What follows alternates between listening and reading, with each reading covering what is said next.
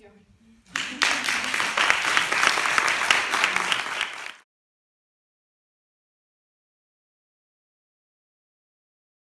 Tonight, I'm happy to officially close the season with Lauren Woods, an accomplished conceptual artist in both the public and institutional realm, who is an active, noteworthy participant in our very own community, living and working in Dallas.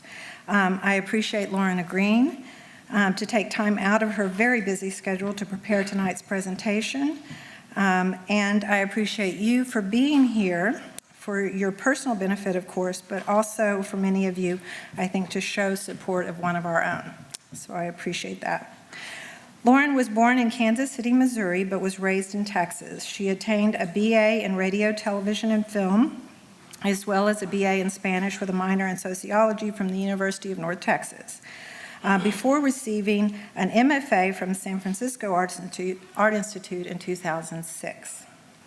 Her work has been exhibited throughout the United States and internationally, including Washington, D.C., San Francisco, Los Angeles, New York, Dallas, Miami, as well as Puerto Rico, Taiwan, South Korea, Japan, Mali, and France.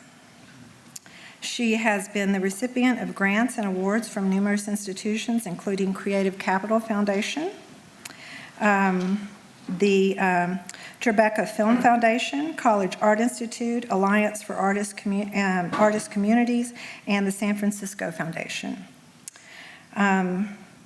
In 2009, she had an artist residency at Central Track in Dallas, and in 2011, she was artist in residence at Women in Their Works in Austin. Lauren has been recognized for her hybrid media projects that engage history as a lens by which to view the sociopolitics of the present, challenging the tradition of documentary ethnography as objective by creating ethno-fictive documents.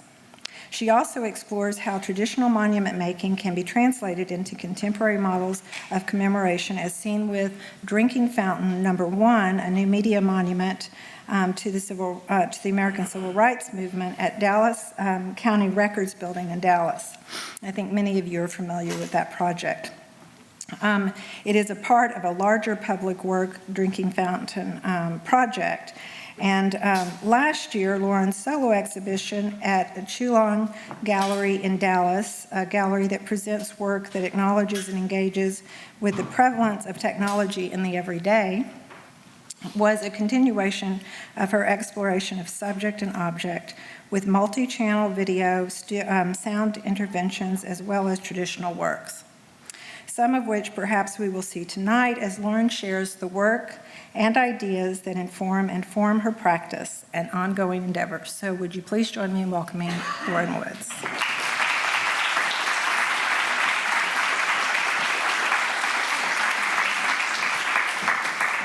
Thank you, Terry, for the invitation to speak tonight, and all of the artists, culture workers, producers at the Modern. It's been great working here since the summer, various programs with you guys, and thank you all for coming out tonight.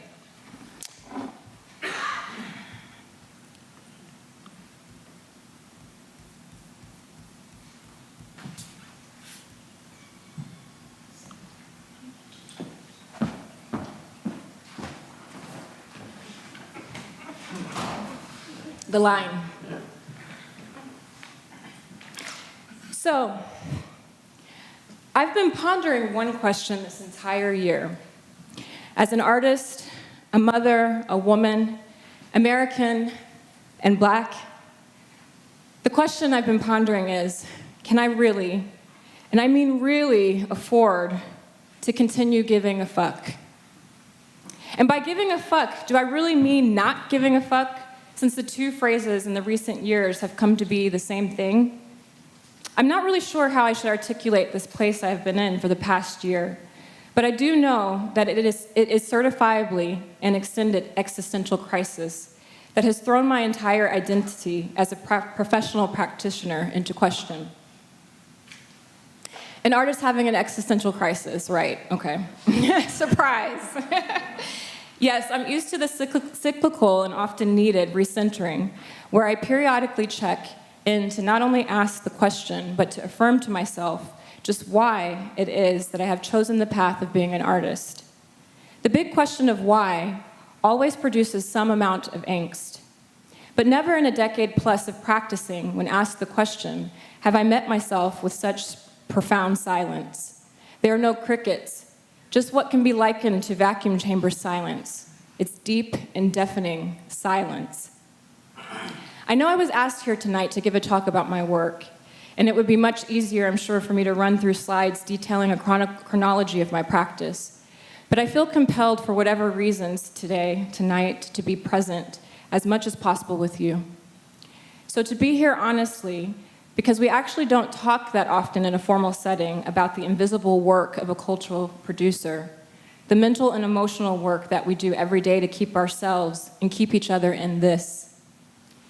We often talk about the results of a process, a product. Maybe we share the profound insights we often obtain from a particular line of inquiry or experimentation, but even yet and still that's a product. We all walk this line in a context that often tells us that we shouldn't for a variety of reasons. When I contemplate how I arrived at this place of choosing the life of a cultural worker, and more specifically a visual artist, I could say it is most definitely because I got distracted from my initial plan to attend grad school, for which I was wanting to go for teaching and to remain in academia. I have always been a creative, however, no one who knew me, including myself, could have guessed that visual art would be where I landed.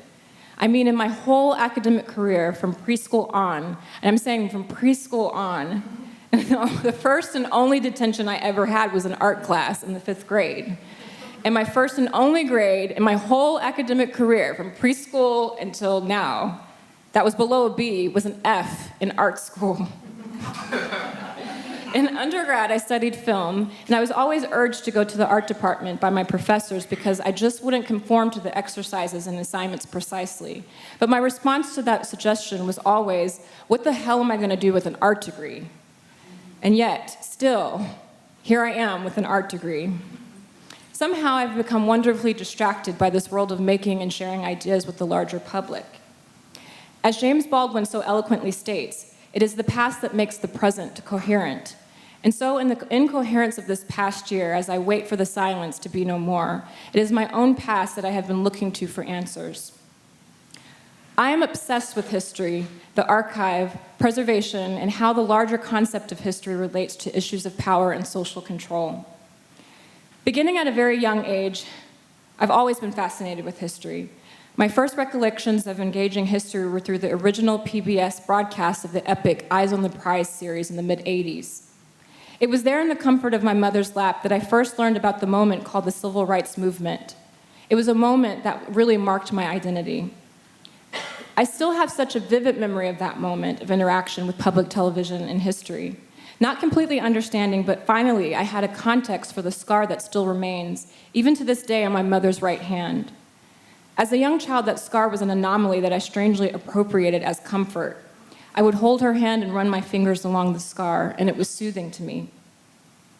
Like most parents, my mother eventually was faced with having to figure out how to explain things that were not so simple to a child who just wanted her simple curiosity satisfied. And like most parents, my mother tried to explain things as truthfully as possible, according to me and my sister's level of understanding at any given moment. The question of the scar in those early days would go, "Mommy, what happened here?" And she would say, "A man was very mean to me a long time ago." "Why?" "He grabbed my hand and scratched me." "But why?" "He did not want to let me get on the bus before him." "But why?" "Well, honey, a long, long time ago, some who have different skin color than you or me believed that anyone who didn't have white skin had to stand in this line second all of the time. And to kindergarten, standing in line second is like the worst thing ever. So I was like, okay. As a parent myself now, I've come to understand what that "oh, okay" means. When my son Benjamin says it after a long series of "but whys," it usually means that he senses my difficulty with a particular explanation or is just flat out bored with the somewhat torturous game of why. When he says, oh, okay, he's letting me off the hook for now. When it is clear to me that he truly understands something, he says, so, and then he repeats back to me whatever his epiphany is at the moment. And so my son, who is like me in so many ways, functions as a magical looking glass that reflects my past childhood from outside of myself. And so I can only imagine that my oh, okay, after the many times I but-why'd my mother in her attempts to explain the scar, was most likely a way of showing mercy to her for having to explain an ugly reality that she was not quite ready for her daughter to be aware of just yet. But week by week of watching the visual tapestry of Eyes on the Prize, I began to intuitively understand how my mother's scar came to be. Even if I did not have the complete capacity to fully absorb why another human being would be so horrible to another and how systems of power were built on these acts of meanness, what I saw was that it was people like my mother and my father, my grandmother and grandfathers, aunts and uncles that were on the receiving end of this atrocious behavior. And somehow I managed, despite the spectacle of violence, to take away something more powerful. I saw resistance and strength, perseverance, triumphant dignity. Etched into my being at such a young age was this idea of a beautiful struggle. Into my adult years, creative expression was the mechanism that I could process and release history. It was also a way I could immediately respond to socio-political issues in my present moment. It was not enough to just absorb and archive data and research, and having activist parents wouldn't allow me to do that. Creatives have a strong desire to create a future because that is what the imagination is. A potential future. Manifesting what is in one's imagination is the act of making present that which was the future yesterday. In other words, it's like constructing a history. Creative production, particularly working in the audiovisual realms, gave me the ability to remix what I was learning about the world. I could layer it and create connections that span time and space, all in the moment of the present, thereby producing a text. In recent years, my studio practice has been less tied to the video medium itself and more conceptually based. I still pull from my native visual language, which is of the moving image and construction of cinema. I have always considered cinema to be a public art form in its own right that can also create and function as public memory. So sometimes dangerously. The desire to practice publicly and to address larger social issues came from sociopolitical leanings that were a natural byproduct of having activist parents. The first time I stepped out of the studio was out of a deep need to reconcile my politics with my developing practice. Museums are great for preserving and archiving culture and the project of humanity for posterity, and they're great meditation spaces. Galleries function in the same way, with adding an extra layer of inserting the product of the labor of artists into the marketplace. I personally needed to feel like my multiple interests and aspects of my constructed self were not so compartmentalized. I wanted the product of my labor to live and breathe, to respond and grow in context in which the work was created and inspired from in the first place. One of the major questions that came up from embarking on a public and socially engaged practice was that I needed to get clear with the ever-present question of why. Why was I choosing an intentional public practice in addition to my studio practice and making the distinction of doing something for a particular public versus making an offering to the public? I found it dangerous when cultural practitioners and organizers interested in community-based practices proceeded with the idea that they were doing something for the community. This is a common phrase, it's for the community, which usually means it's engaging a blank and you can fill in whatever ethnic group you want to community, usually Black or Latino in the United States. Through the act of practicing publicly, I began to realize the implicit and false ideas of the monolith community that we use when we say the word community that are usually constructed to justify work or explain a project to a funder, that really, more than anyone else, because of their relationship to structural power, needs to understand the reality of multiple communities existing in any given moment in a defined region. Also needed to be understood was that individuals themselves are part of multiple communities. The idea of doing something for the community also created questions of whether the community wanted what I was creating or whether they even needed it at all. Setting up a framework of doing something for the public also set up the potential to become severely disappointed or disillusioned if an audience does not respond in a way that it was anticipated. So if I ask myself, how did I get here? how I have come to be a Dallas-based artist, it is clear that the answer lies in these early lessons learned from each gesture that I offered to the public that oriented my steps towards here.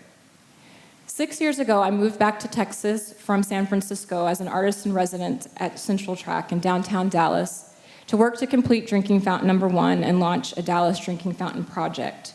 This project consists of a new media public monument and other public social interventions that I began working on in 2005. 6 years ago, I moved to Dallas as an artist in residence and a soon-to-be mother, as I was 7 months pregnant at the time. I made an intentional choice to begin this journey of motherhood without the ideal structure, supportive partnership, heteronormative or otherwise. And this also deeply influenced my practice. Early revelations of motherhood compelled intentional commitment to public process as project, as a means to continue the work in the midst of exhaustion and domestic responsibility. I had to accept inherent vulnerability in allowing the public to bear witness to creative, professional, and personal growth. Single parenthood and commitment to my artistic practice meant subverting my ego, scheduling meetings despite the fear of perceptions of unprofessionalism. When my newly mobile infant, who was also in attendance, enthusiastically attempted to crawl out of conference rooms full of county administrators, or more often, managing to swiftly stick his hand down my shirt to help himself to the buffet that was breastfeeding life. This project, as a public process spanning years, a decade of pre-production, to be precise, mirrored the transitions of life and meant that just as county employees have witnessed Benjamin's growth and first steps, they witnessed mine as well, and all of the falling down necessary to gaining a new ability. So a lot of growth in the last 10 years, most rapidly in the last 5, and that should be all good, right? So why this crisis? Well, 2015 kicked off with one of the best highs of being a working artist. I opened my solo show at Zhulong Gallery in Dallas, and this was my first solo exhibition in North Texas and the first one in a period of 4 years after deciding to forego my studio practice to intensely focus on my public one to launch Drinking Fountain Project. It was an incredible and truly humbling moment to have such great support and feedback for this show. It also made clear to me, if I hadn't already had my eyes open to it before, the uniqueness of our regional artistic community and the individuals that comprise it. I realized that a pervading sentiment of our community is that we are genuinely believers in the power of art. That cloud that I rode from the opening of the exhibition literally and unexpectedly thunderclapped my ass back to the ground in a torrential storm that I am still wading through. The Monday, following the Saturday artist reception for the show, I received a letter from the funders of a new public project I had spent all of 2014 working on, basically giving my life to the expense of my health and my personal life along with a collaborator. It was a show of power, a flexing in an attempt to censor the project before its public launch, which was to be this past summer. My collaborator and I have since been propelled into a literal David and Goliath battle in a way we've never anticipated or expected or experienced in our practices. So it's a huge learning curve. So yeah, of course this collision of sociopolitical public art and private interest was a catalyst for my crisis, but I found it was not the root of it. The root of my year of existential angst comes from the realization that tension compels me to be a cultural worker, and that while I was most likely a masochist in my 20s that found pleasure from this pain, I'm now exhausted by it. I'm questioning the idea of this beautiful struggle that was planted in me so long ago. Sure, a dispute over art is not the worst thing to be involved in, but when your entire identity is so closely tied to the why you do it, and you see it as part of a larger struggle and a continuum that you're a part of due to ancestry, I feel like I cannot not address seemingly trifling inequities that usually accumulate into a larger problem. My practice inherently seeks out the spaces to contribute to social transformation and to fill in gaps where the cracks don't service as a whole, but it sacrifices my body in the process of this larger esoteric ideal. I know intuitively that my journey thus far has not been by accident, that my time to float was not in vain, but I do feel an urgent need to be more intentional about my choice to continue on. I cannot any longer afford to feel perpetually destabilized and ungrounded by the two lives I lead, that I feel like I lead. Even if the grounds do perpetually shift, I know that if I'm to continue, I need to take time to respond to my own internal built environment, deconstruct it, figure out what's truly me, and rebuild to be able to travel lighter. So maybe tomorrow, I'll go back to that line. And as Carl Andre says in his artist statement in 1970 in Art Forum, he says, "The line is the first and also the very last thing, not only in painting, but also more generally in every construction. The line is passage, movement, collision, boundary, support, link, and division." And I literally have a ... because that's all I have for right now. I've been writing this in process. So I think the video's ended. So I did actually put some work on this PowerPoint. We can go through it a little bit. So the last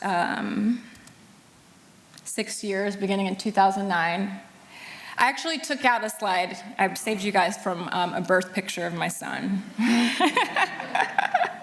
Wasn't ready for that quite yet. This was 2010. And I'm just going to let the slides run for a little bit. Lights down? Oh, okay. Yeah, they can go down a little bit. The lights can go down just a little bit.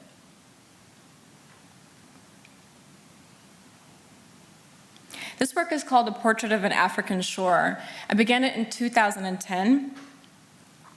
And it's an ongoing archive of images from over 100 Hollywood and documentary. Any film that I see that claims to image the African shore, I rip it and keep it in an archive and add it to this. So this is a 5-channel synced monitor installation that evolves every 2 years. I update it. Right now, like I said, there's about 100 clips in it.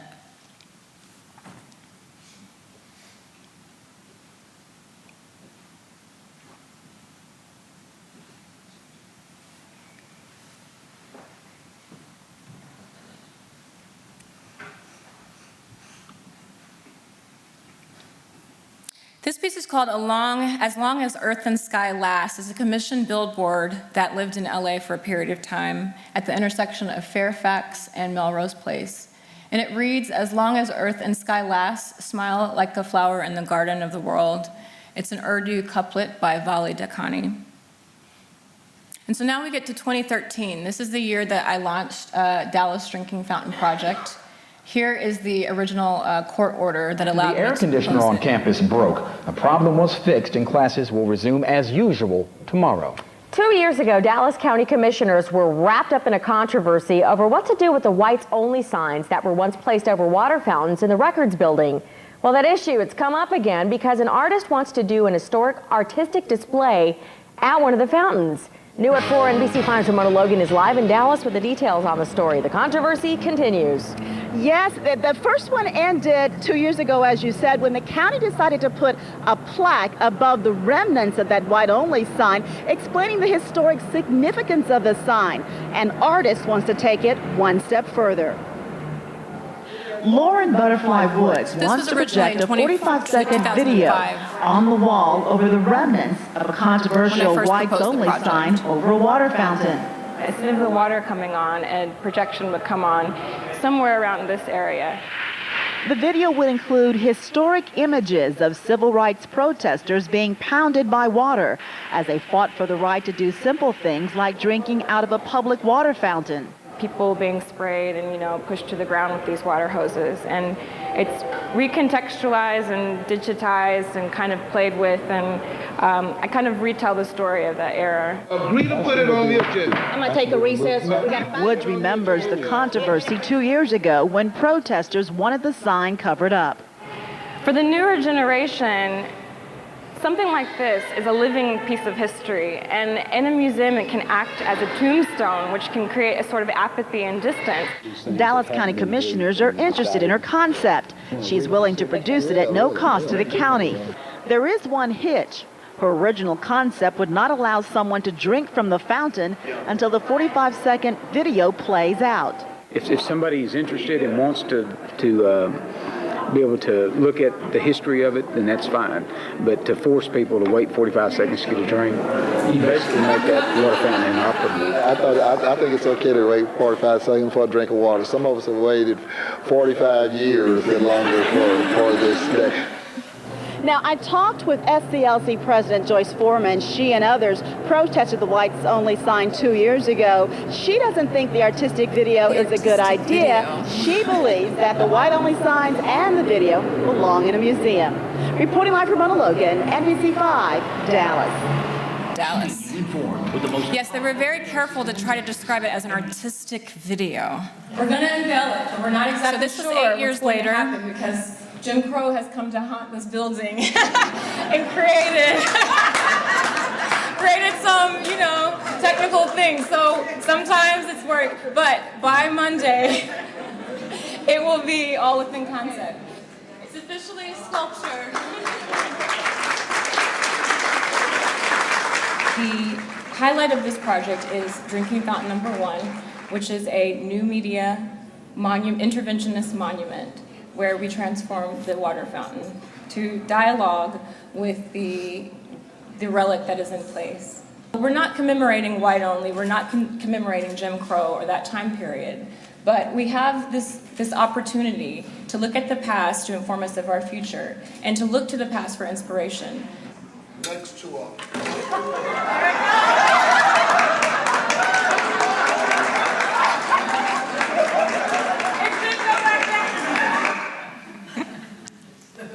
So that was the drinking fountain. That was the unveiling of Drinking Fountain number 1. And I continue with this work as I move into trying to create public programming in this space. So here's the space. You can kind of see the white-only trace highlighted.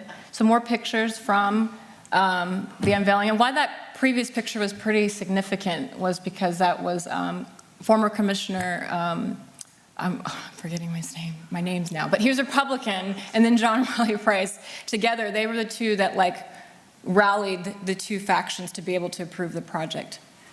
Senator Jackson, because he's a senator right now, Senator Jackson and Commissioner Price. This was 2014, and some early experiments with creating public programming at the space. 2014 was also, as I said, when at the end of the year was able to open the solo exhibition at Zhulong Gallery. And so here's some slides from that exhibition. So that is how that original footage, which was from the Birmingham campaign, ended up in a work. This is called Looking Down on My Soul Now. What was exciting about working at Zhulong on this show was I got to work with the concept that I had been throwing around for a while, which is the concept of the red carpet. We were able to install how much was it? I'm getting my numbers confused. 2,500 square feet? Does that sound familiar? Anybody? Asia? Yeah, okay. 2,500 square feet of red carpet into the gallery. And it was a project that I had actually proposed to do in Orange County for the California Biennial, but they didn't have the budget to be able to do it. So I got to try it out here in Dallas at Zhulong. So it's actually one of my current obsessions now to work sculpturally with red carpet and figured out how to work into more of my work. This piece is called Baghdad by the Bay. Tempest Tossed. And Portrait number 1. This piece is so new that I couldn't even put the slide on it because I just put it on here. This piece is called a Conversation number 1, Haint's Blues in the parenthetical. It's a collaboration that I did just a few weeks ago with Stephen Lapthisipon in the West Dallas neighborhood, West Dallas where Trinity Groves is. Oops. Technical.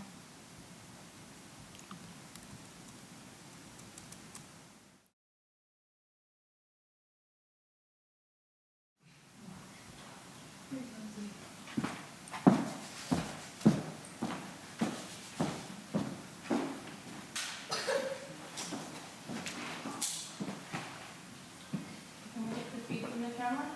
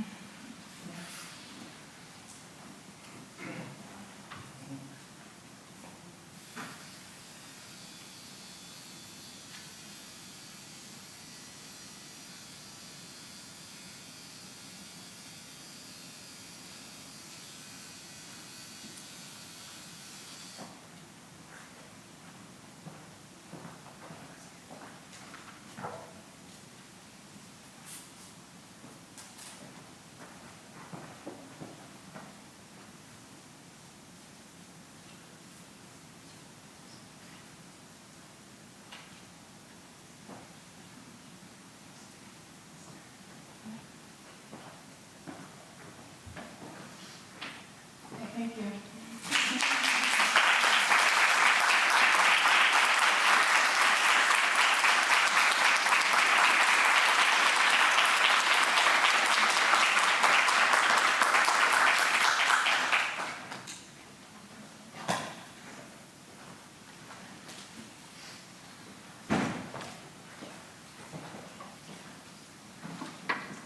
Okay, I'm back. It's weird getting dressed in front of people. Okay, so how much time do we have? I have everything. We have plenty of time. Okay, so we can do any questions or anything. Lauren, Yes. right back here. Yes. Hey. First of all, your work is brilliant. You were brilliant. I just want to say that. And also, I'm empathetic to the fatigue of utopian idealism, and I'm not sure how to deal with it, so we'll have to talk. But I didn't know that performance was so central to your new media practice.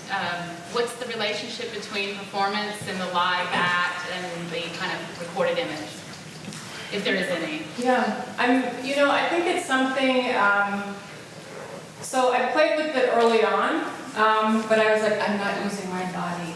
It was like one work that I use my body in.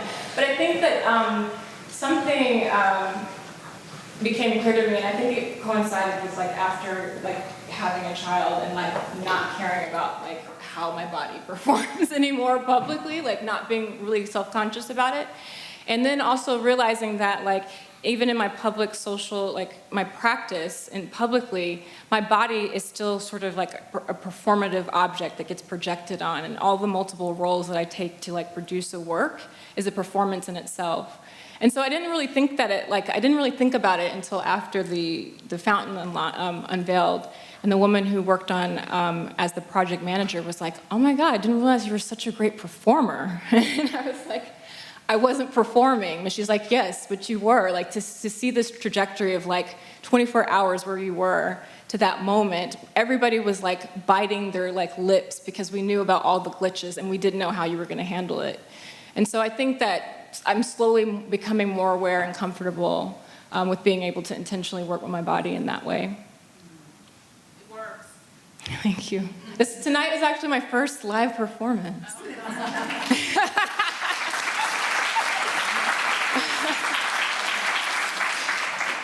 Starting to sting. Can you talk a little bit about what just happened and why?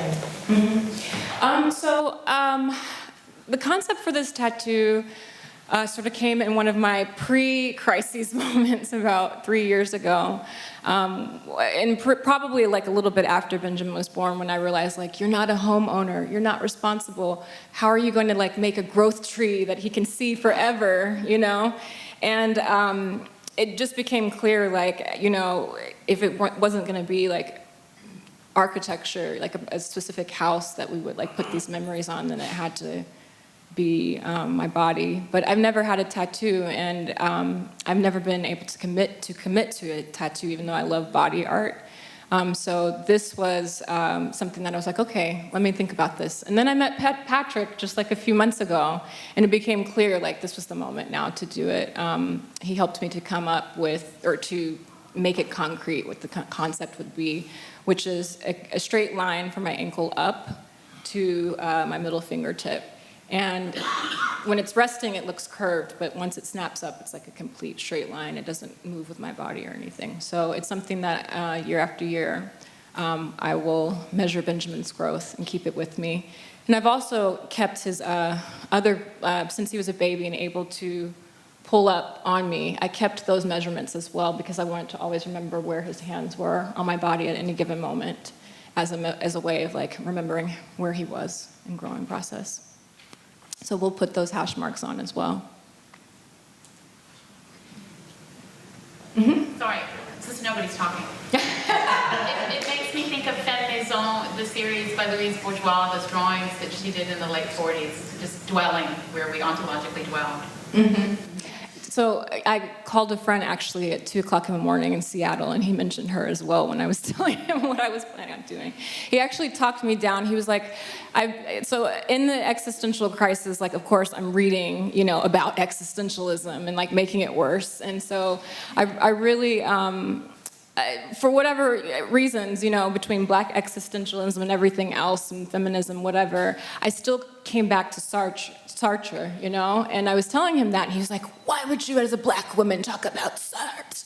And he's like French, and he's just like, he totally like talked me down and made me be like, okay, I guess I'm not going to talk about it, But that's where I sort of keep coming back to, and particularly there's a film transcript, Sartre by himself, and I've seen the film, but I haven't been able to watch it because it's in French, and then the only copy that I have access to has Portuguese subtitles.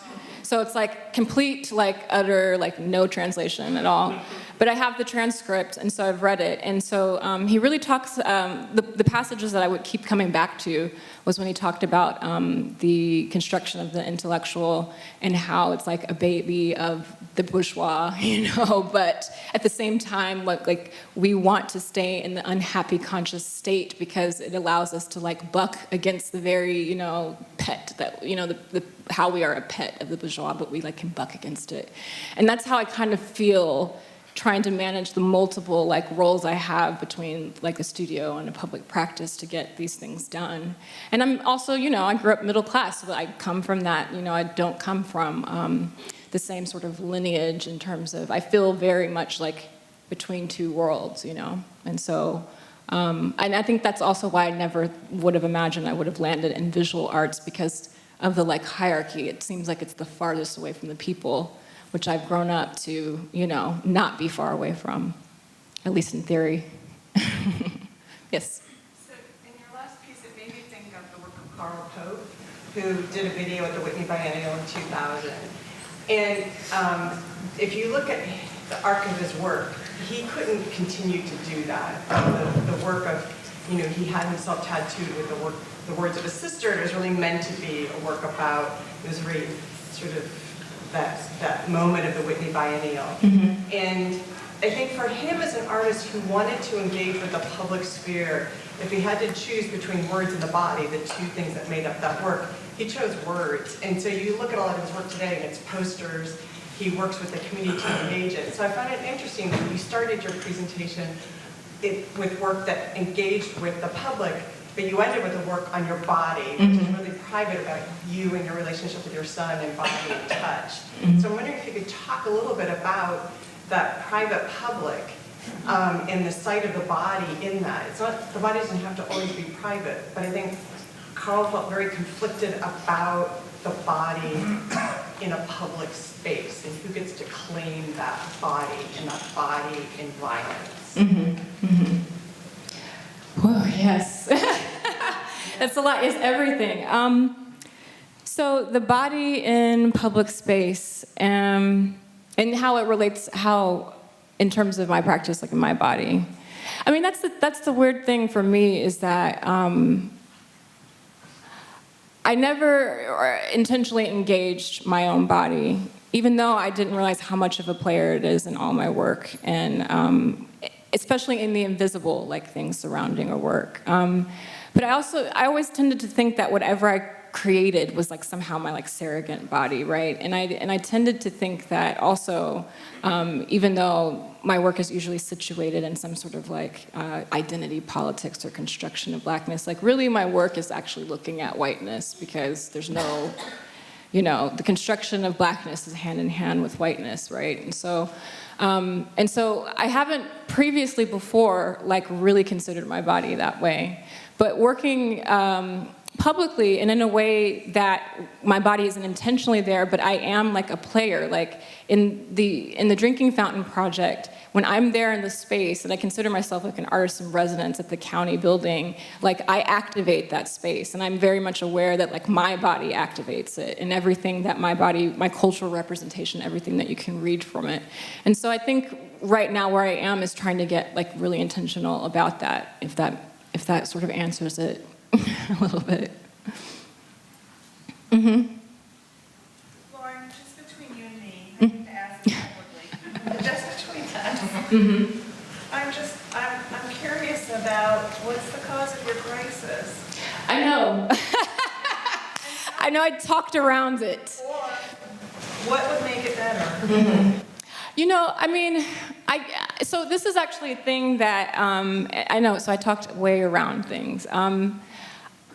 So when I launched the Drinking Fountain Project, the Nasher Sculpture Center did a dinner talk to talk about the work. And actually, what I wanted to get to, and I think this was probably like a prelude to my crisis maybe, was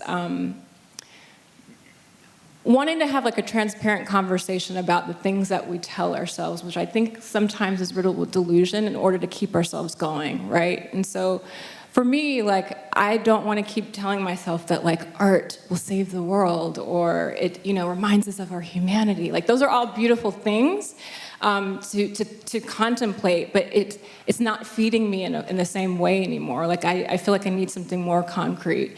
And so the crisis this year literally started because it was a sort of realization that how cultural workers are treated in the larger, like, society, in terms of like, it's all really cute and fun until you assert sort of power, your own power or your own knowledge, right?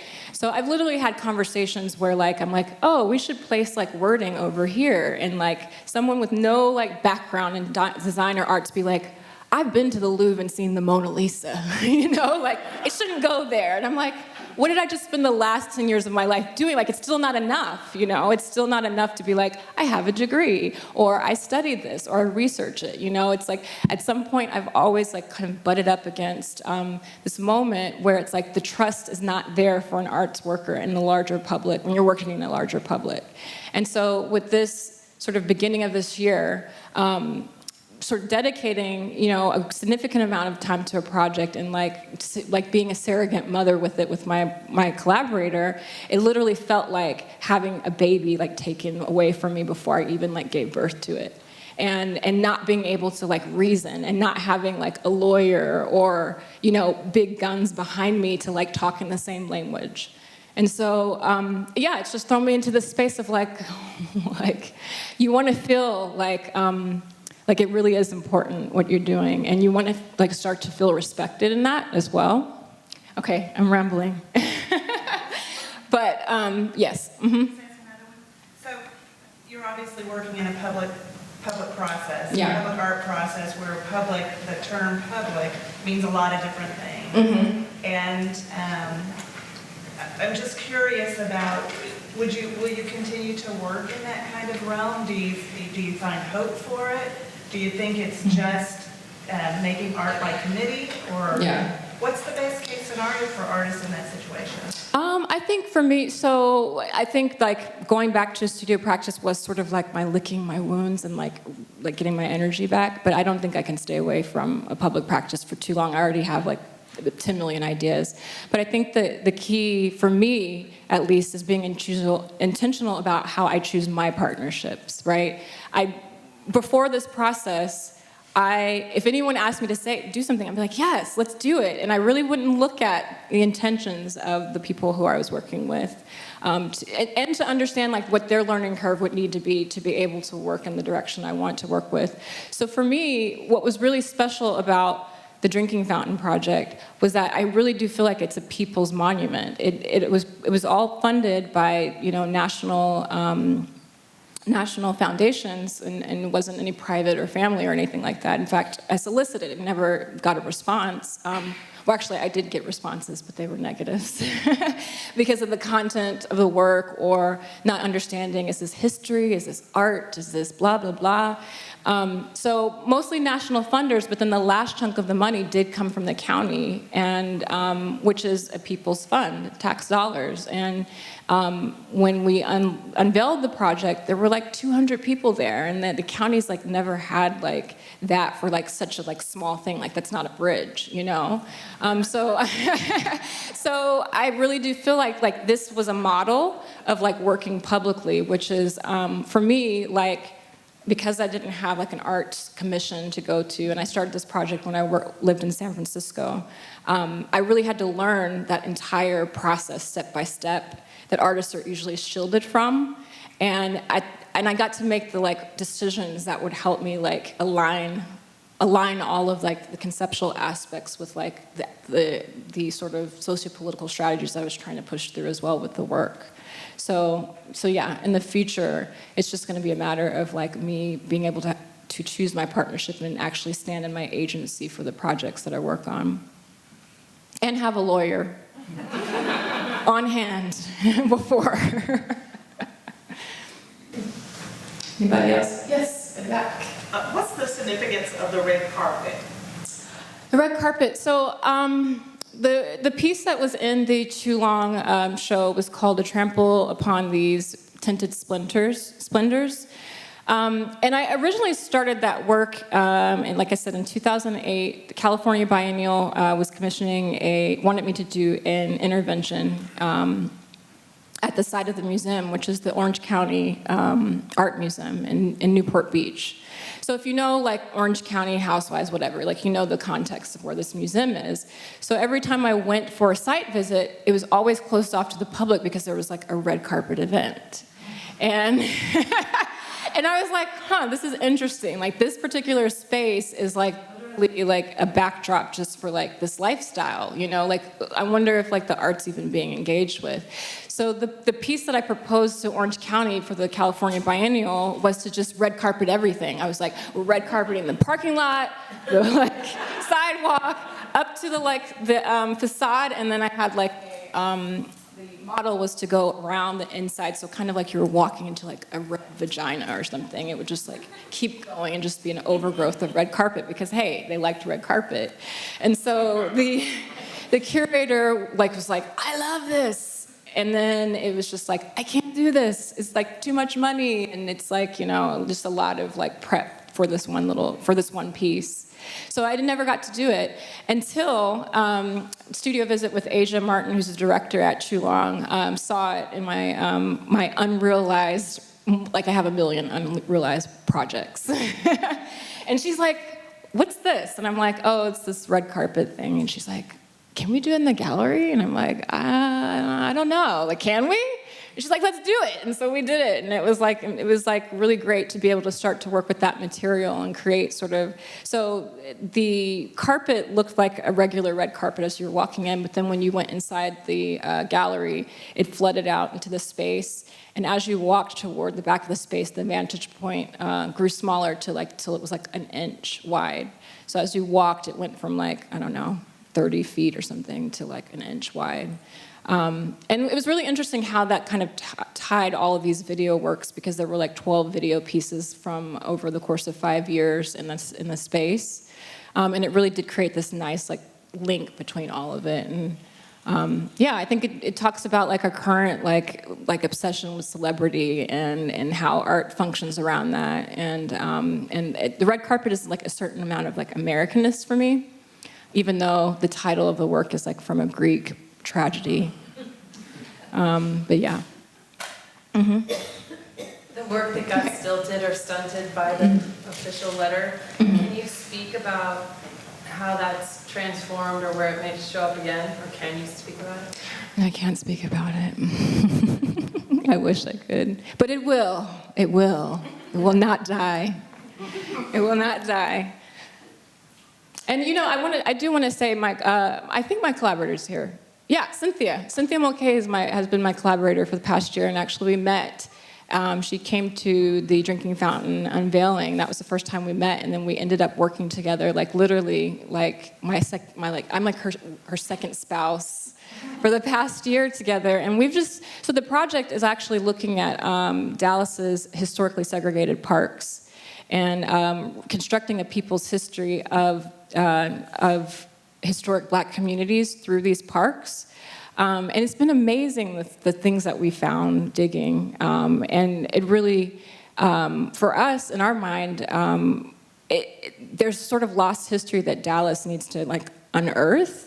And it just such a rich political and active history in the early 1900s that we tend not to think about because we just like hold our head in shame because like Martin Luther King was like banned or something. But we had this like here in Dallas, but we had this like really rich activist history in the early part of the 20th century. And we've been able to find like, first-hand documents, images from, we've gone door to door, communities, organizing events to get people to bring their personal archives. So we found like gorgeous photos that don't live in any official archive. So we're really committed to seeing this project through, and we just have to figure out how we're going to see it through. Anybody else? Lauren, could you just maybe end by talking a little bit about why you chose tonight to get a tattoo, and Anne's point about the notion of it being this private, kind of the most private thing, but you decided to do it in this public venue, and what those decisions were? So as I was like preparing for the talk, part of why my text probably wound everywhere is I did feel like something I physically needed to mark this particular moment. For me, November and December have come to be like rebirthing, transformational months because I launched, am I talking right into it? Okay. I launched Drinking Fountain Project in November, and then exactly a month later, my son turned 5 years old. And so for me, these 2 months have now become very significant. And being able to speak in this space as part, like at the end of this year of angst, is very meaningful for me as well, to have like a museum talk and have the sort of freedom to sort of have this cathartic experience. So it wasn't enough just to show the video. I wanted to share, for me, to mark this moment as well, for me, what it means to me. Great, thank you. Thank you.